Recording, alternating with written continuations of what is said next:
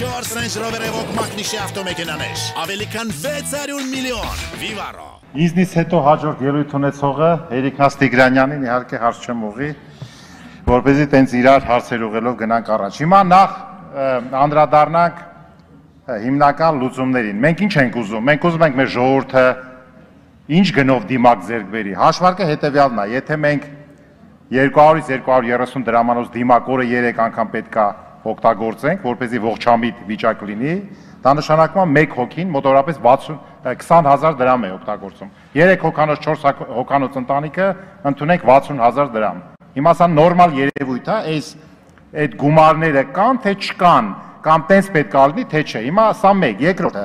պարզա որ արտակարգ իրավիճակի պայմաններում համավարակի միանգամից դիմակի նկատմամբ պահանջարկը կտրուկ աճել է։ Այսինքն եթե այլ շուկայական նորմալ վիճակում կարար մի 30%, 10%, 20%, հիմա կարող է պատիկներով ավելացել է։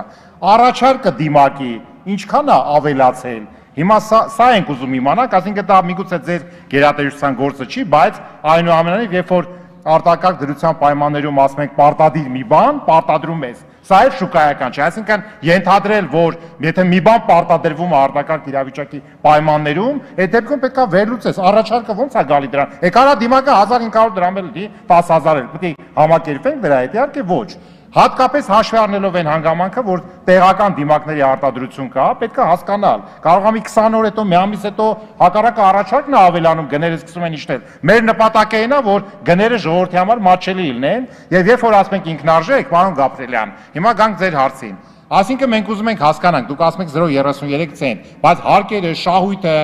մնացած տաքսերը ինչքան է այդ գնի մեջ 0.33։ Ես համոզված եմ, որ 0.1 ցենտից ավել չի ինքնարժեքը։ Այսինքն նույնը մեր մոտ, եթե այս դիմակի ինքնարժեքը փորձեք հաշվեք, ես կաշխատեմ սրա հաշվարկը ունենամ։ Միջինը ինչքան է նստում ամենամիջին որակի կամ որակյալ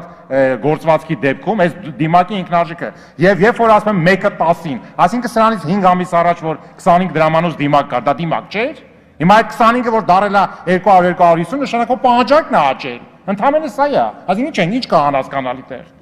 Անհասկանալին այն է, որ մենք պետք է չենք վերլուծենք 1-10-ին դեղատները շահույթ չունենան, սա է։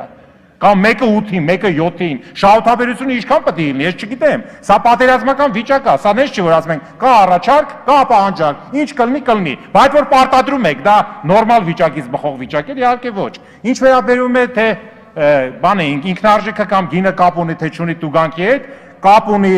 մարդկանց եկամուտները տուգանքների չափերի հետ, կապ ունի։ Դու չես կարա դնես 1 միլիոն դրամ, մարդը ստանա 20,000 դրամ թոշակ, 1 միլիոն դրամ տուգանք մուծի։ Սա նորմալ չէ, դա կապ ունի։ Դրանից բխող նաև այս ամեն ինչի հետ։ Դրա համար միտքը հետևյալն է, այնպես անի պետությունը, որպեսզի դիմակների